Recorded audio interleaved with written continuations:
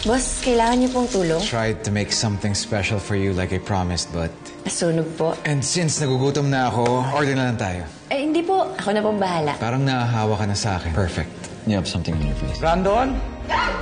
Aray ko. Kim, pasensya na nga pala kagabi ha. Hindi ko kasi alam na magkasama kayo ni Brandon. Wala po kayo na istorbo, Sir Philip. I believe you. Sir Philip, may itatanong po sana ako. Bakit po may scar si boss sa paa? So nakita mo na yung mga ankle scars niya? And cut! Ayusin ko lang po yung pants. Anong ginagawa mo? You don't need to do Next that. natin, Sir Cyrus, nagbabasa kayo ng novel nyo. Medyo maaraw lang, ha? Para man, the heat track. Namiss ko nga init eh. Kasi minsan, nagsi-0 degrees kami sa Berlin. Kaya niyo po yung lamig? I love the winter. Hindi naman ako ginawin. Nung nahanap namin siya, nanginginig siya. Ginawin pa naman yun, kaya madaling magkasakit.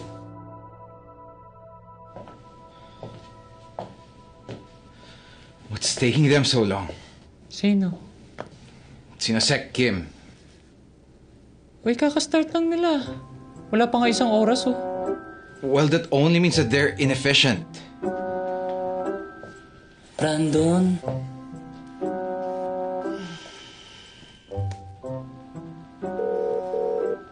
Hello po, Boss BMC. Jordy, kasama mo ba sinosek Kim?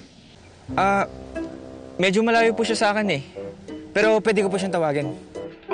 No. This is fine. She's my eyes and ears shoot. Kaya ayoko siyang istorbohin. Busy ba siya? Busy po eh. Anong ginagawa? Magkausap po sila ni Sir Cyrus ngayon. Anong pinag-uusapan nila? Hindi ko po alam eh. Medyo malayo po sila sa akin eh.